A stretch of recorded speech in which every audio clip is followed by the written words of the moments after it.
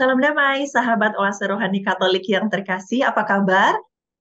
Ada kegembiraan, damai sejahtera, dan sukacita? Mari kita akan selami kekayaan rohani tersebut lebih jauh lagi lewat bacaan yang akan kita dengarkan bersama pada kesempatan kali ini. Karenanya, selamat datang, selamat bergabung kembali di Oase Rohani Katolik, sebuah dialog iman berdasarkan bacaan liturgi harian yang dibawakan oleh para romo dari lingkungan Keuskupan Agung Jakarta. Dalam kesempatan kali ini, bersama saya Magdalena Pinky Beran, sudah hadir Romo Matius Hari Sulistyo Projo. Halo Romo Hari, apa kabar? Halo, selamat pagi ya. Selamat pagi, siang, sore, dan malam ya Romo. Ah, ya betul, karena ini rekamannya bisa Ya betul, diulang-ulang. Iya, betul Romo. selamat eh Selamat bertemu kembali ya kita ya. ya betul. Selamat bertemu kembali. Sudah lama saya nggak mengisi Oase Rohani Katolik dan biasanya Oke. sekali saya mengisi di tanggal 15 Agustus. Ya, Selamat bertemu kembali Bapak Ibu saudara-saudari yang terkasih. oke, baik. Romo, di tengah kesibukan Romo, terima kasih sekali sudah meluangkan waktunya untuk bersama kami menimbang kekayaan rohani dalam firman Tuhan kali ini. Bisa kita mulai, Romo? Silakan. Oke, baik. Sahabat Oase Rohani Katolik yang terkasih, kini mari kita persiapkan hati kita untuk seluruh firman dan juga permenungan yang akan kita dengarkan dalam kesempatan kali ini. Dan akan kita buka dengan doa dan juga berkat yang dibawakan oleh Romo Hari. Silakan Romo. Mari kita berdoa dalam nama Bapa dan Putra dan Roh Kudus. Amin. Allah Bapa yang penuh kasih, kami mengucap syukur atas segala rahmat yang boleh kami terima dalam kehidupan kami sehari-hari bersama keluarga dan komunitas kami.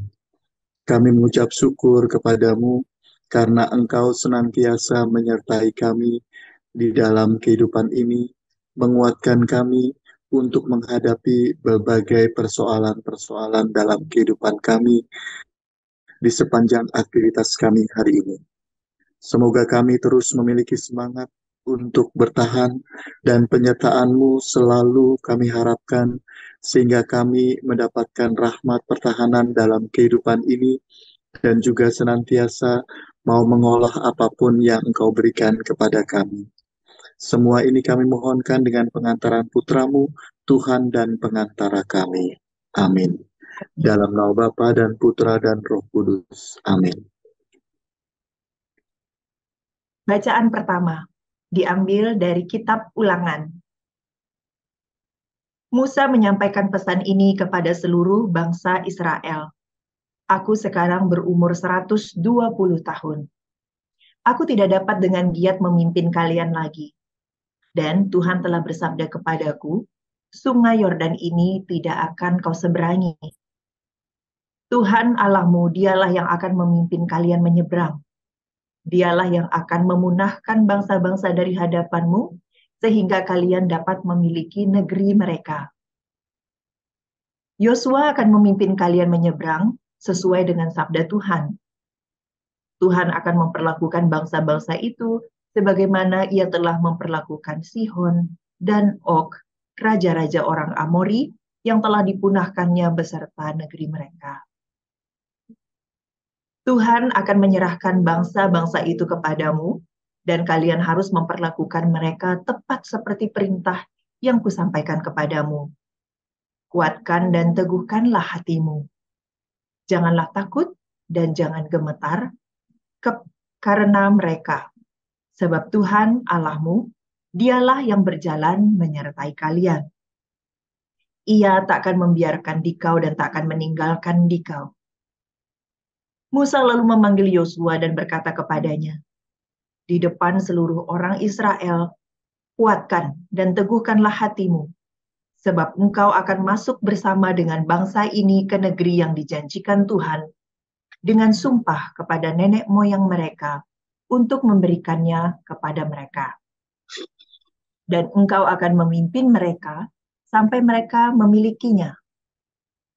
Sebab Tuhan, Dia sendiri yang akan berjalan di depanmu. Dia sendiri yang akan menyertai engkau. Dia takkan membiarkan dikau dan takkan meninggalkan dikau. Janganlah takut dan janganlah patah hati. Demikianlah sabda Tuhan. Syukur kepada Allah. Mazmur tanggapan, referen, bagian Tuhan ialah umatnya. Bagian Tuhan ialah umatnya. Nama Tuhan akan kuserukan, berilah hormat kepada Allah kita, gunung batu yang sempurna karyanya. Referen, Bagian Tuhan ialah umatnya. ingatlah akan zaman dahulu kala, perhatikanlah tahun-tahun keturunan yang lalu. Tanyakanlah kepada ayahmu, ia akan mengisahkannya. Tanyakanlah kepada orang tua-tua, mereka akan memberitahukannya. Referen. Bagian Tuhan ialah umatnya. Ketika Yang Maha Tinggi membagi-bagikan milik pusaka kepada para bangsa, ketika Ia memisah-misahkan anak-anak manusia, maka Ia menetapkan wilayah para bangsa menurut bilangan anak-anak Israel. Referen. Bagian Tuhan ialah umatnya. Tetapi bagian Tuhan ialah umatnya. Yakublah yang ditetapkan menjadi milik baginya. Tuhan sendirilah yang menuntun dia, dan tidak ada Allah lain menyertai dia. Referen. Bagian Tuhan ialah umatnya. Sahabat Oase Rohani Katolik yang terkasih, kini siapkan hati kita untuk mendengarkan Injil Tuhan. Tuhan bersamamu. Dan bersama rohmu, Inilah Injil suci menurut Matius. dimuliakanlah Tuhan.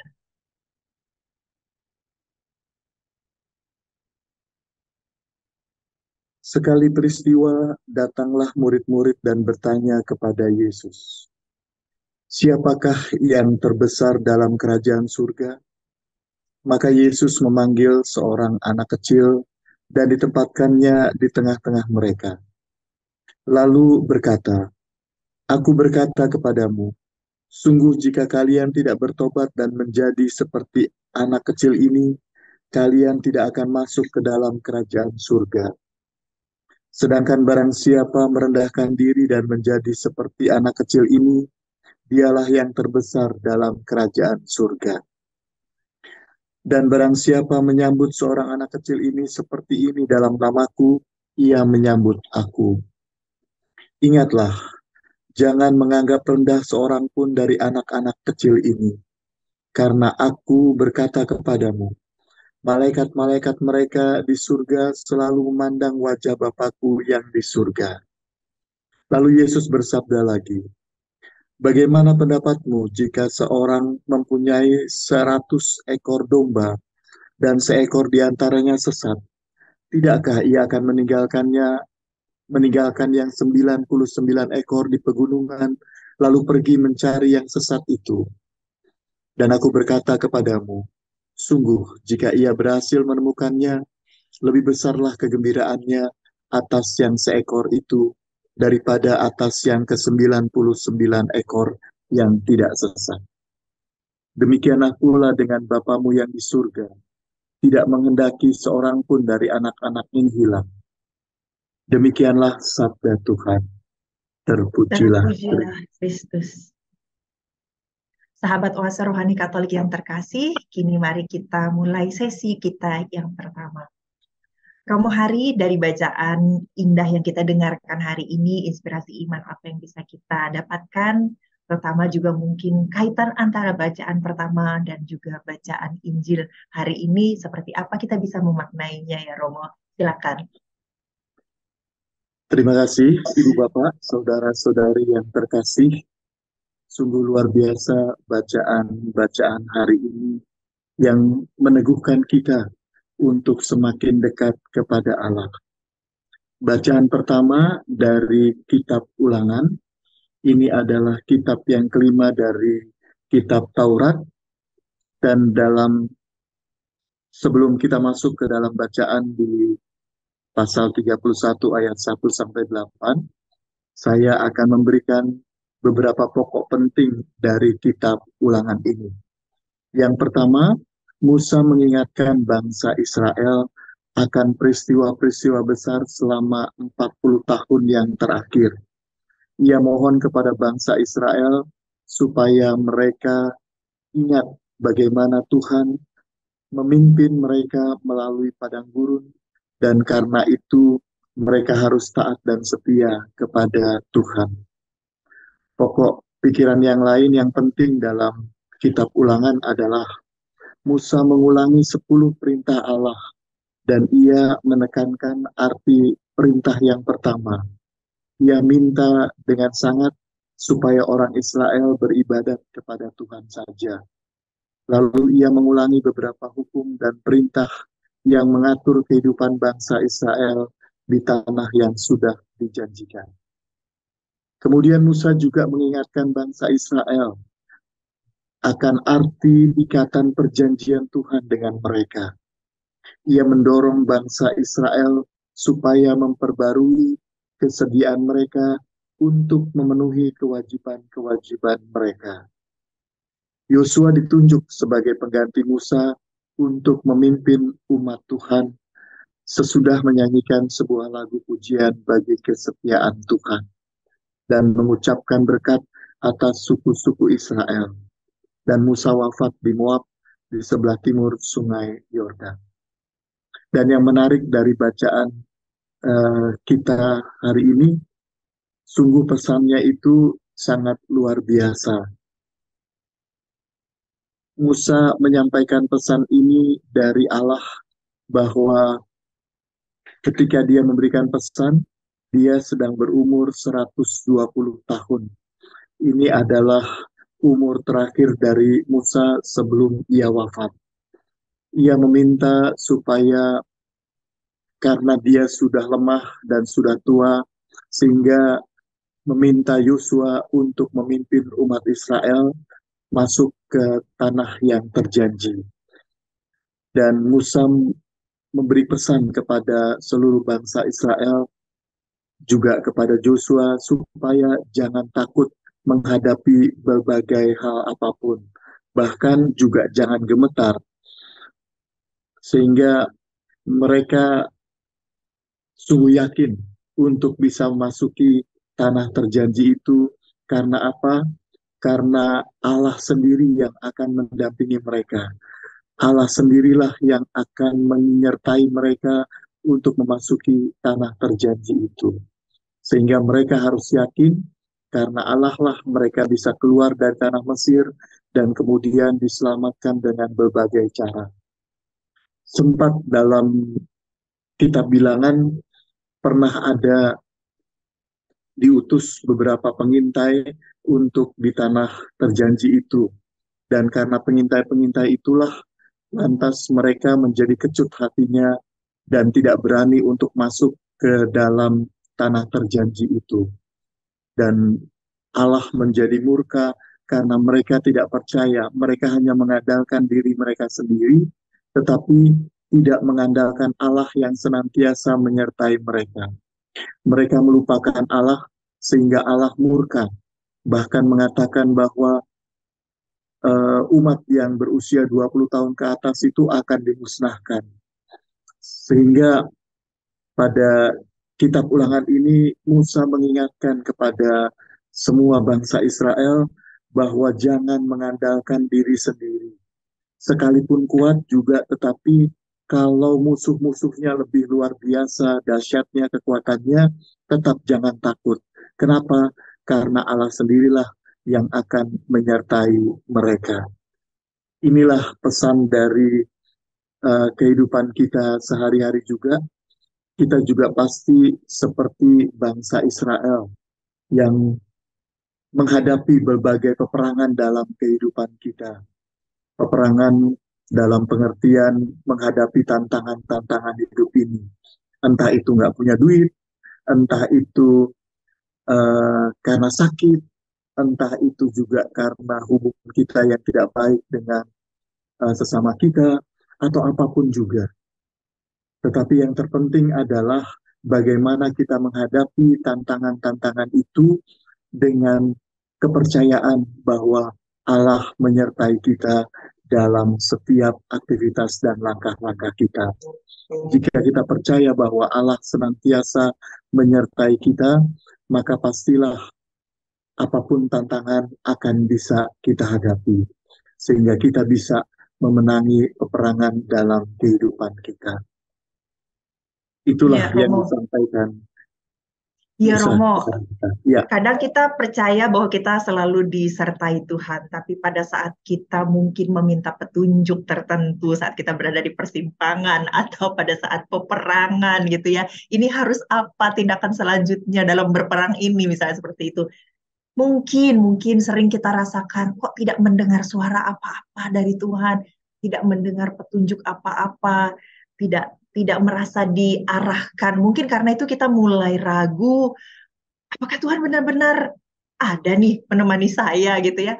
Apakah Tuhan mendengarkan apa yang saya katakan? Bagaimana sebenarnya kita harus bersikap, Romo, agar kita dapat sungguh-sungguh mendengarkan suara Tuhan di saat-saat seperti itu, gitu. Atau adakah mungkin hal yang membuat kita ini tidak bisa mendengarkan suara Tuhan atau petunjuk Tuhan? Mungkin itu, Romo, bisa dijelaskan? Silakan. iya. Yang pertama-tama sikap kita adalah percaya kepada Tuhan bahwa Dia benar-benar mendampingi kita. Dan Hmm. dalam kepercayaan itu kita yakin kalau kita punya hati nurani dalam kehidupan kita, ada hati nurani itu, dengarkanlah itu. Saya kira Allah akan berbicara melalui hati nurani kita, sehingga kita tidak ragu dalam menghadapi berbagai tantangan-tantangan ini. Ada banyak orang justru karena hatinya itu tidak tenang, hatinya itu penuh dengan kerusuhan dan ketakutan, justru itu yang membuat mereka tidak bisa mendengarkan suara Tuhan. Tetapi coba kalau kita menenangkan diri, kita coba untuk hidup dalam keheningan dan semakin percaya kepada Allah, maka pasti Allah akan berbicara kepada kita dan kita bisa mendengarkan apa yang Allah inginkan dalam hidup kita untuk menghadapi berbagai tantangan itu. Karena banyak sekali biasanya memang itu dia yang Musa katakan kepada bangsa Israel supaya kita diteguhkan hatinya dan jangan takut juga jangan gelisah. Karena ketakutan itu membuat hati kita jadi tidak tenang, membuat hati kita jadi seakan-akan rusuh dan ribet. Malah kita mendengarkan hati kita yang penuh dengan ketakutan dan kegelisahan itu, tapi tidak mendengarkan suara Tuhan. Maka kalau kita mau menghadapi tantangan, yang terpenting adalah jangan ragu dan mulai menenangkan diri kita. Masuk dalam keheningan dan kita percaya bahwa Allah pasti akan memberikan petunjuk kepada kita bagaimana harus menghadapi berbagai tantangan-tantangan itu. Itu. Oke, berarti ini dua hal yang tidak bisa lepas dari satu sama lain ya, percaya dan tenang ini. Kalau nggak percaya, nggak akan bisa tenang ya, Romo ya. Betul. Gitu. Jadi, Karena kalau kita takut dan gelisah, itu seakan-akan kita nggak percaya sama Allah. oh Dan iya. itu yang membuat kita jadi bingung sendiri. Mm-mm. Bagaimana bisa meminta Allah kalau seandainya kita sendiri penuh dengan ketakutan dan ketakutan itu adalah wujud nyata dari orang-orang yang tidak percaya kepada Allah. Maka pertama-tama jangan takut itu tadi. Kan berkali-kali dikatakan di sini juga yang Musa mengatakan jangan takut, jangan gelisah, tetapi teguhkanlah hatimu bahwa Allah menyertai kamu. Itu yang terpenting. Supaya kita benar-benar mendengarkan suara Allah agar Allah memberikan petunjuk kepada kita bagaimana menghadapi berbagai tantangan ini. Oke. Nah, bagaimana kita bisa membedakan ini sungguh-sungguh suara Allah atau ini hanya akal, logika, kemampuan berpikir? Karena mungkin kalau antara buruk dan baik itu kita bisa membedakan, tapi pada saat baik dan yang terbaik, nah ini kita mungkin mulai bingung. Ini bagaimana ya, Romo? Apakah ada cara yang bisa Romo bagikan? Silakan, Romo. Yang pertama perlu kita ketahui bahwa seluruh hati kita, pikiran kita, dan segala alur pikiran kita yang baik itu pasti berasal dari Allah. Itu yang terpenting. Oke. Bahwa apapun yang kita pikirkan yang terbaik, mungkin tidak terbaik, tetapi baik, itu adalah pemikiran dari Allah sendiri. Allah yang menganugerahkannya kepada kita, sehingga kita bisa gunakan itu. Eh, ada banyak situasi di mana seringkali saya sendiri dalam hidup ini itu ya, bahwa Allah memberikan petunjuk kepada kita dan bagaimana roh Allah itu sendiri yang membimbing saya untuk bisa menghadapi berbagai tantangan-tantangan. Salah satu contohnya misalnya setiap kali perayaan Ekaristi, saya tidak pernah mengandalkan diri saya sendiri sekalipun saya sudah mempersiapkan semuanya, tetapi tidak mudah bagi saya untuk menghadapi ribuan orang dan kemudian berbicara dengan mereka. Maka saya tidak mengandalkan diri saya sendiri. Saya selalu berharap bahwa Roh Kudus itu bekerja dalam diri saya dan kemudian Roh Kudus itu yang menyampaikan segala sesuatu yang saya katakan dan saya pikirkan dalam perayaan Ekaristi itu. Dan itu saya percaya bahwa Roh Kudus bekerja sepanjang perayaan Ekaristi yang saya persembahkan. Dan itulah yang menjadi kenyataan dalam kehidupan saya setiap kali saya merayakan Ekaristi dimanapun. Roh Kudus yang bekerja karena Allah sendiri yang mau melakukan itu bagi kehidupan saya. Sehingga berbagai tantangan bisa dihadapi. Begitu. Oke, terima kasih banyak Romo Hari. Dan ini juga Ya, sekaligus menutup eh, sesi kita yang pertama ya. Dan ya, kita simpulkan dari apa yang tadi Romo Hari sampaikan, intinya adalah untuk mampu mendengarkan Tuhan itu adalah kita percaya dulu bahwa Tuhan selalu menyertai kita dan mempercayakan apa yang sedang kita kerjakan dan perjuangkan ini di dalam nama Tuhan, bahwa Tuhan pasti menuntun kita kepada yang terbaik. Itu dulu yang pertama, Romo, betul. percaya. Nanti setelah percaya baru kita bisa tenang. Dan kalau sudah tenang, baru kita bisa mendengarkan apa yang Tuhan ingin sampaikan kepada kita agar kita mendapatkan pastinya hasil yang terbaik seperti yang sudah disiapkan oleh Tuhan untuk kita. Baik, terima kasih Romo dan sahabat Oase Rohani Katolik yang terkasih. Kita akan segera kembali lagi dengan inspirasi iman berikutnya lewat bacaan yang kita dengarkan hari ini. Karenanya jangan kemana-mana, tetaplah bersama kami.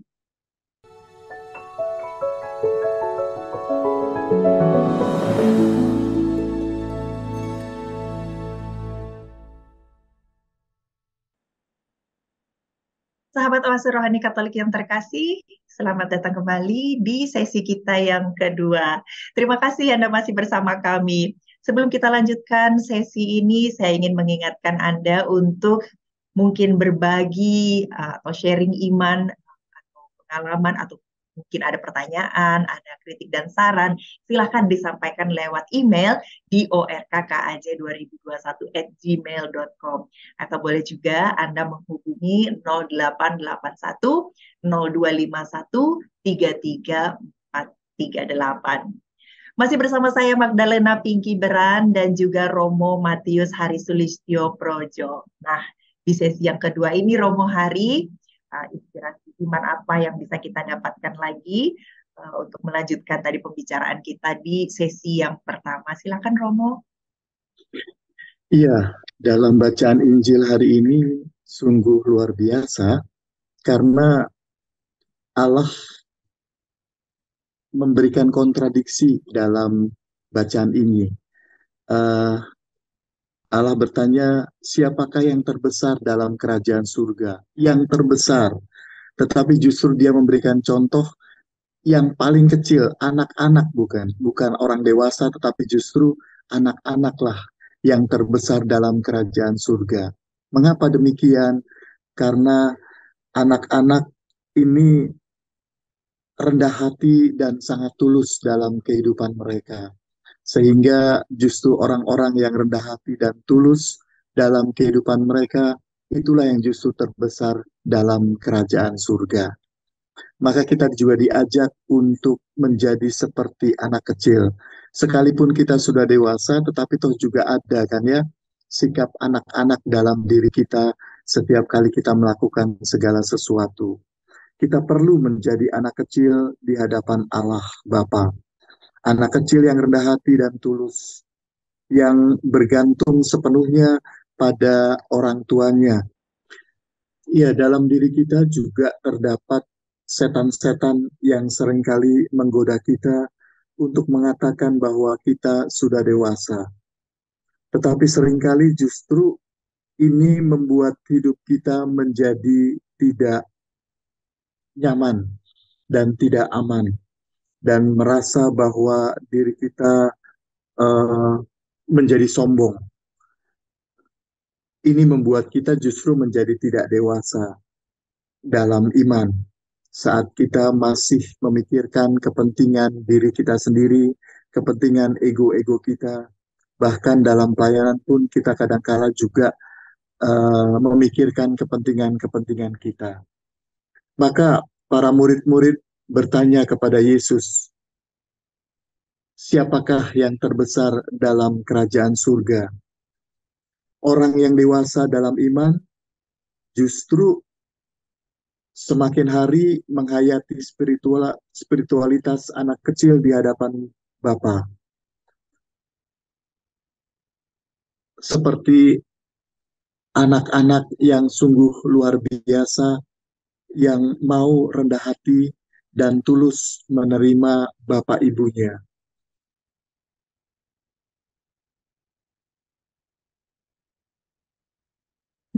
Oke.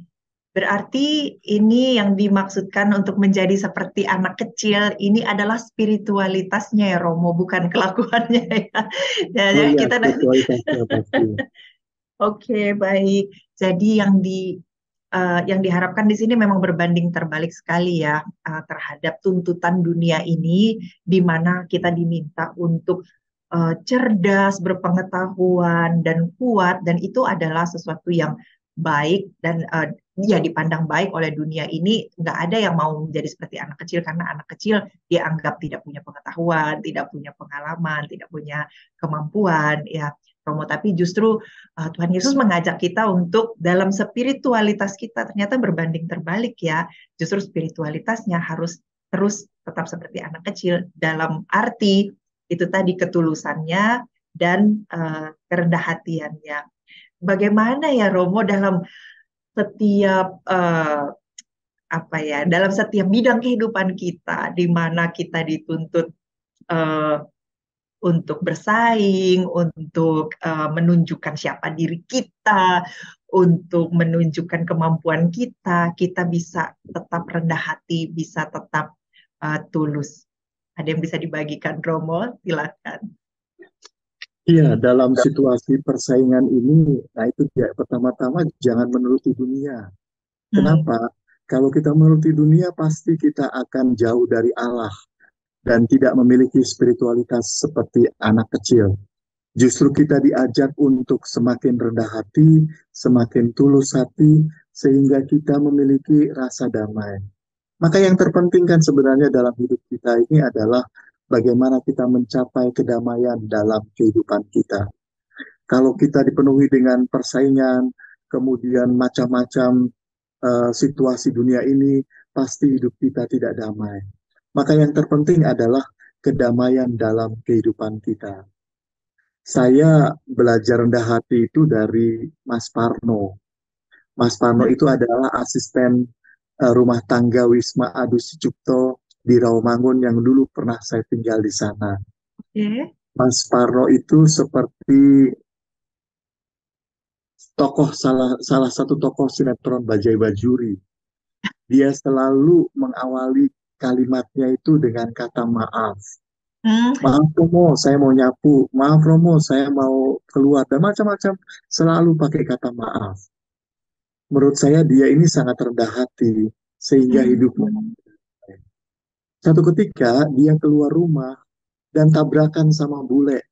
Dan dia nggak bisa bahasa Inggris tapi sok pakai bahasa Inggris. Dia langsung berkata, I'm sorry sir. Dan bulenya kan juga merasa bersalah, maka bulenya langsung berkata, I'm sorry too. Dan Mas Paro langsung jawab, I'm sorry too. Ini Bulenya humor bingung, itu. dia langsung nanya, sorry for. Dan Mas Paro langsung jawab, sorry five.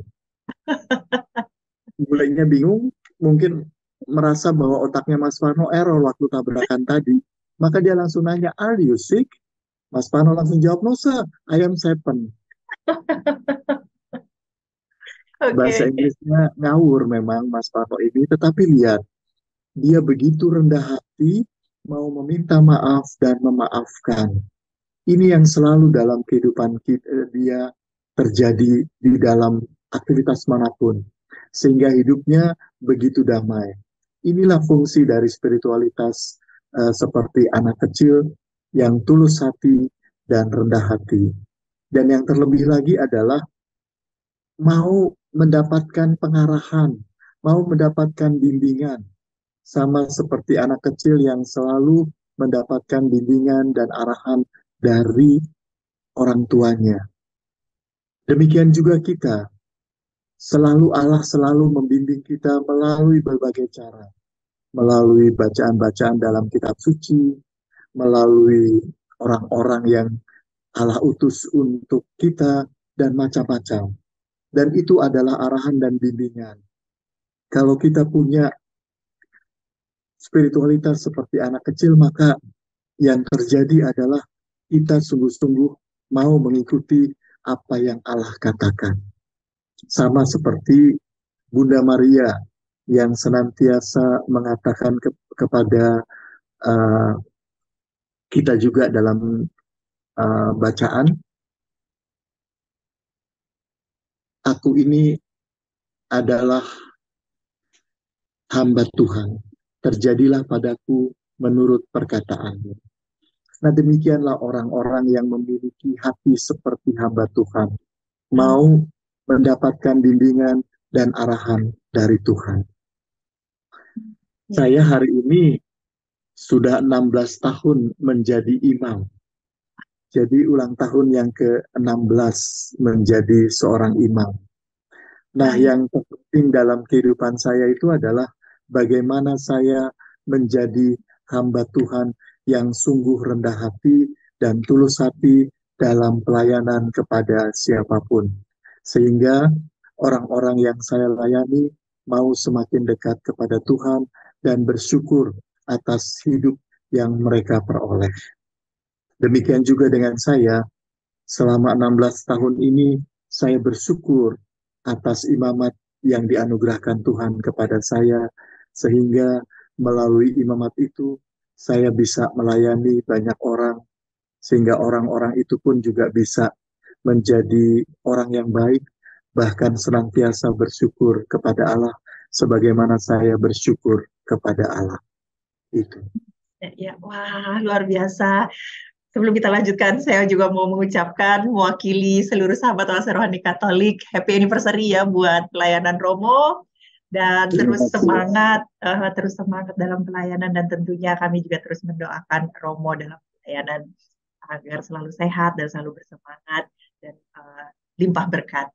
Baik, Romo, kemudian ada pertanyaan berikutnya setelah tadi Romo mengatakan damai itu ada hubungannya dengan maaf dan memaafkan. Tadi kerendah hatian itu ada hubungannya sama damai, dan damai itu ada hubungannya dengan maaf dan memaafkan. Berarti untuk mencapai kerendah hatian ini, ketulusan ini ada kaitannya juga dengan pertobatan ya Romo ya, berarti ya. Bagaimana? Ya, betul. Silakan dijelaskan Romo. Ya, pasti. Ini kerendahan hati itu adalah wujud nyata dari orang-orang yang senantiasa mau bertobat. Karena dia mau mengikuti Yesus Kristus yang juga sangat rendah hati, mau sengsara di kayu salib, meskipun dia tidak melakukan berbagai kesalahan, tetapi mau menanggung seluruh dosa-dosa manusia dengan mati di kayu salib. Demikian juga dengan kita. Harapannya kita menjadi orang-orang yang mau bertobat, dan salah satu wujud pertobatan itu adalah dengan rendah hati menerima siapapun, sehingga Salah satunya adalah memaafkan dan meminta maaf kepada banyak orang yang bersalah kepadanya ataupun yang dia bersalah kepada orang lain dan sadar untuk meminta maaf dan memaafkan. Ini salah satu wujud dari pertobatan kita. Sehingga pertobatan itu tidak hanya di mulut dan penyesalan belaka, tetapi juga bagaimana perkataan kita, sikap kita, dan kelakuan kita dalam kehidupan kita sehari-hari kita terapkan dimanapun kita berada. Itu. Oke, Romo, ada pertanyaan sedikit tentang pertobatan nih. Kita mikirnya kalau kita berbuat dosa yang besar-besar aja baru kita mau pergi bertobat dengan Romo.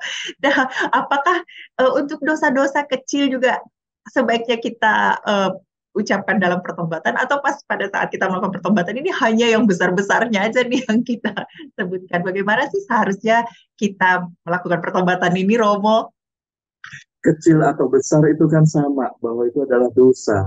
Maka Nah, bertobat atau melakukan pertobatan itu akan ada untuk mengakukan segala dosa-dosa kita. Maka baik yang kecil maupun yang besar, ya kita akukan dalam pengakuan dosa itu. Karena pengakuan itu yang kita lakukan dengan tulus, pasti akan diampuni oleh Allah. Dan yang terpenting dan yang paling utama itu adalah bagaimana kita berusaha untuk tidak melakukan dosa-dosa itu lagi, baik yang besar maupun yang kecil-kecil. Jadi dalam pengakuan dosa, ya lakukanlah dan ucapkanlah seluruh dosa-dosa yang kita ingat. Maka penting bagi kita untuk merenungkan kembali dulu, koreksi diri dulu sebelum kita masuk ke kamar pengakuan. Itu yang penting. oke, baik. Terima kasih sekali, Romo. Terakhir untuk menutup seluruh sesi kita. Ya, Ini berarti kalau semua dosa kita harus kita akui, kalau pengakuan dosa hanya pada waktu Paskah dan Natal, berarti seharusnya nggak cukup itu ya, Romo. Ya. Udah numpuk banyak banget tuh kayaknya. Ada saran, betul. Romo, berapa kali mungkin harus bisa dilakukan nih sesi pertobatannya? Ya, menurut saya sesering mungkin kita Hmm. melakukan pertobatan. Saya nggak bisa mengatakan satu, dua kali atau tiga kali dalam setahun, tetapi Oke, baiklah lebih sering untuk melakukan pengakuan dosa itu lebih baik. Karena oke. pertobatan itu kan harus terus-menerus dilakukan.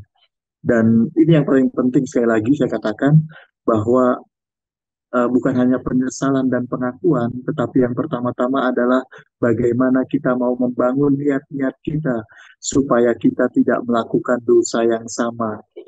Sehingga Hmm. sekalipun sering kita lakukan dosa itu, tetapi tidak dosa yang sama. Sehingga uh, kita bisa ya mengatur hidup kita dengan lebih baik dan sungguh percaya kepada Allah. Kalau Allah senantiasa mendampingi kita, kita percaya bahwa Allah selalu menyertai kita, maka tidak mudah kita untuk berbuat dosa. Karena di dalam pengakuan itu juga kita didoakan oleh para imam supaya kita juga diberi kekuatan untuk menolak segala dosa-dosa yang mungkin akan kita lakukan. Itu. Oke, terima kasih banyak Romo Hari untuk inspirasi iman dalam kesempatan kali ini di mana kita diajak untuk percaya sepenuhnya terhadap penyertaan Tuhan agar kita sanggup menenangkan diri dan dengan tenang kita sanggup mendengarkan suara Tuhan. Lalu yang kedua, kita diajak untuk memiliki spiritualitas seperti anak kecil. Jadi bukan sikap kita yang terus kecil dan kekanak-kanakan ya, Ya. tapi spiritualitas kita yang menjadi seperti anak kecil, di mana yang menjadi uh, titik utamanya di sini adalah kerendah hatian dan ketulusannya sebagai anak kecil. Dan untuk mampu sampai kepada rendah hati dan tulus, berarti kita juga harus mampu memaafkan melalui pertobatan. Romo Hari, kami sungguh diberkati dengan inspirasi iman hari ini dan doakan kami juga ya biar dan semua sahabat Asrohani Katolik Saya juga doakan. mampu menjalankan apa yang menjadi inspirasi hari ini. Baik sahabat Oasa Rohani Katolik yang terkasih, demikianlah uh, sesi kita dalam pembicaraan kita bersama Romo Matius Hari Sulistyo Projo. Mari sekarang kita tutup dengan doa dan juga mohon berkat agar apa yang sudah kita dengarkan bersama hari ini dapat tumbuh dan berbuah dalam kehidupan kita. Saya persilakan Romo Hari untuk memimpin doa penutup. Mari kita tutup pertemuan kita dalam nama Bapa dan Putra dan Roh Kudus. Amin. Allah Bapa yang penuh kasih, kami mengucap syukur atas penyertaan dan peneguhan yang Engkau berikan kepada kami melalui sabda-sabdamu. Mampukan kami untuk dapat bertobat dan melakukan hal-hal yang baik yang berkenan kepadamu dengan kasih yang Kau berikan. Semoga niat-niat kami menjadi nyata sesuai dengan kehendak. Kami percaya bahwa Engkau sendiri yang akan senantiasa menyertai kami, sehingga kami sungguh dengan tulus hati dan rendah hati mau menerima bimbingan dan arahan-Mu, juga orang-orang yang Engkau utus bagi kami. Semoga sabda yang kami dengarkan pada hari ini menguatkan kami dan meneguhkan kami dalam menghadapi berbagai tantangan kehidupan kami. Semua ini kami mohonkan dengan pengantaran Putra-Mu, Tuhan dan pengantara kami. Amin. Tuhan bersamamu Dan bersama Roh.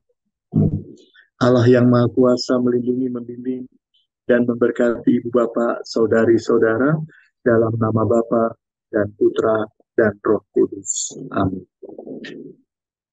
Terima kasih Romo Hari, sehat selalu. Semoga kita bisa bertemu lagi di lain kesempatan dan selamat melayani terus melanjuti 16 tahun berkarya.